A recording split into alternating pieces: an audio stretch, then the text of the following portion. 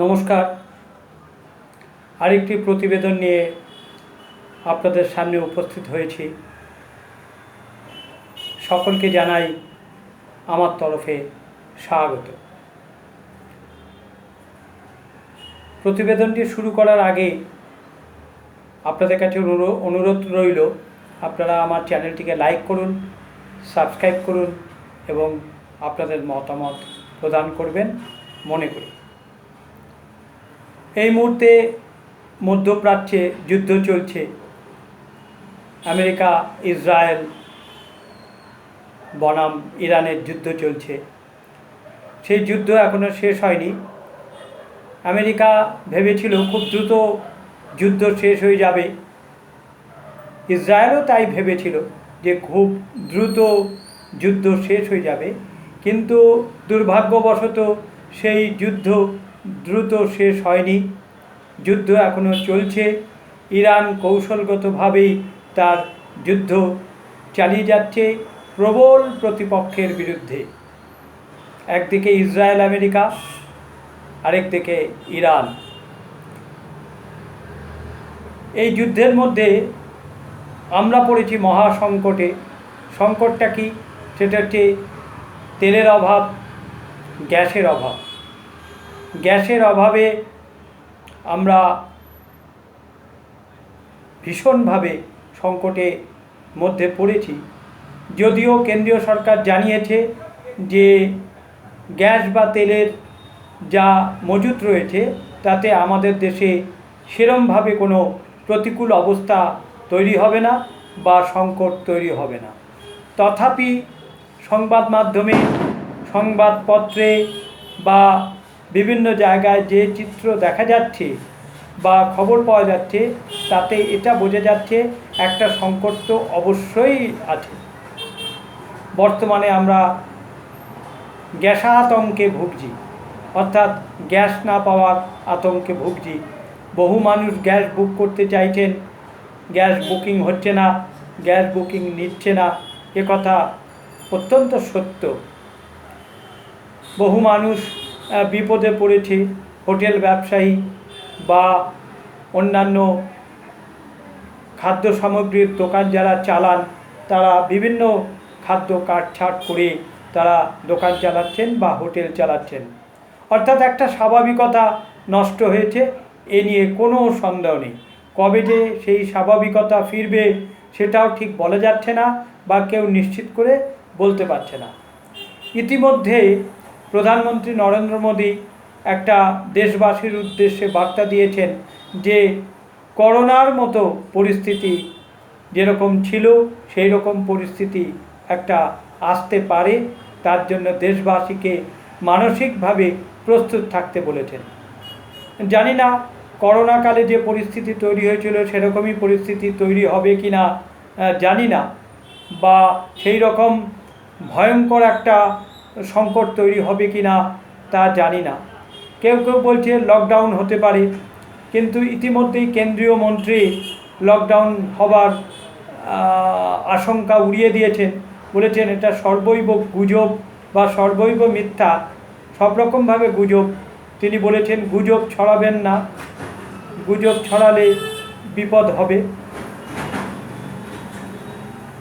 তবুও আমরা আশায় থাকব যে অতি দ্রুত এই সংকট মুক্ত হবে আমাদের দেশ, আমরা এই সংকট থেকে উদ্ধার পাব।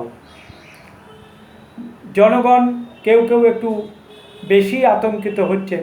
আতঙ্কিত হওয়াটা স্বাভাবিক, তার কারণ আতঙ্কে একটা কারণ অবশ্যই আছে। তার কারণ গ্যাস পাওয়া যাচ্ছে না, পেট্রোলও নিয়ে একটু চিন্তায় আছেন যারা গাড়ি চালান বা যাদের গাড়ি আছে। তবে ইতিমধ্যেই পেট্রোলের দাম বেশ কিছুটা কমেছে, তাতে যারা গাড়ি চালান বা যাদের গাড়ি আছে তাদের একটু সুরাহা হয়েছে। আমরা এই আতঙ্কের মধ্যে না থেকে সংকট কিভাবে উদ্ধার করা যায় বা সমস্যা যাতে না তৈরি হয় সেটা থেকে আমরা যদি সকলেই সচেষ্ট থাকি, আমার মনে হয় সকলেরই সেটা মঙ্গল। হরমুজ প্রণালীতে যে সমস্যা তৈরি হয়েছে কথা এখন সকলেরই জানা। ইরান তার 5টা বন্ধু দেশকে তেল নিয়ে যাওয়ার জন্য হরমুজ প্রণালী ব্যবহার করতে অনুমতি দিচ্ছে। তবে অবশ্যই ইরানের কর্তৃপক্ষের সঙ্গে যোগাযোগ রাখতে হচ্ছে, যোগাযোগ রেখেই সেই তেলবাহী জাহাজ যাওয়া আসা করছে বা করতে হচ্ছে। প্রতিনিয়ত ইরানের সঙ্গে আমাদের ভারতবর্ষের কর্তা ব্যক্তিরা বা আমাদের দপ্তরের যারা দায়িত্বপ্রাপ্ত আছেন তারাও প্রতিনিয়ত যোগাযোগ রাখছেন এবং যোগাযোগ রেখে হরমুজ প্রণালীর মাধ্যমে আমাদের দেশে গ্যাস এবং তেল আনছেন। ট্রাম্প কী করছেন বলা খুব মুশকিল। ট্রাম্প আনপ্রেডিক্টেবল মানুষ। তিনি আজ এক বলেন, কাল এক বলেন, আজ এক কথা বলেন, কাল এক কথা বলেন। তার কৌশল কিন্তু ভারতকে জব্দ করা, এবং ইরানের সঙ্গে তো আছেই, কিন্তু ভারতকে জব্দ করা তার একটা কৌশল রয়েছেই।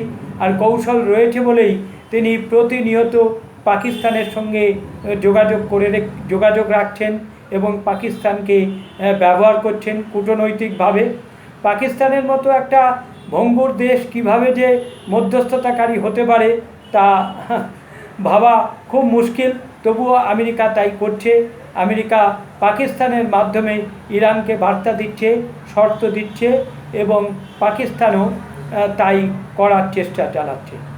ইতিমধ্যে পাকিস্তান ভারতকে একটা হুমকি দিয়েছিল যে আমেরিকা যদি পাকিস্তানকে আক্রমণ করে, পাকিস্তান ভারতকে আক্রমণ করবে সবার আগে। হ্যাঁ, শুনে পিলে চমকে গেলেও কিন্তু তার বাস্তবতা কতখানি আছে এ নিয়ে খুব সন্দেহ আছে, এবং তাদের কথা নিয়ে আমরা যথেষ্টই বা আমাদের দেশবাসী যথেষ্ট সন্দিহান। তার কারণ কদিন আগেই তাদের সাংসদরা পার্লামেন্টে দাঁড়িয়ে বলেছে যে ভারতকে স্বনির্বন্ধ অনুরোধ করেছে, আপনারা আমাদের আক্রমণ করবেন না, এই সময় আমাদের আক্রমণ করবেন না। কান্নাকাটি করে আবেদন করেছে আমাদের আক্রমণ করবেন না। দুদিন পরেই সব ভুলে গিয়ে বলছে আমরা ভারতকে আক্রমণ করব। তা পাকিস্তানও যেমন একটা দেশ, আমেরিকাও তেমনই একটা দেশ। দুই বন্ধু দেশ কখন যে কি করে আর কখন যে কি বলে তা বোঝা খুব মুশকিল। তবুও ভারত এ নিয়ে যথেষ্ট সতর্ক রয়েছে। পরিস্থিতি অনুযায়ী তারা নিশ্চয়ই ব্যবস্থা নেবে, এবং আমাদের দেশ এ নিয়ে খুব একটা চিন্তিত আছে বলে মনে হয় না।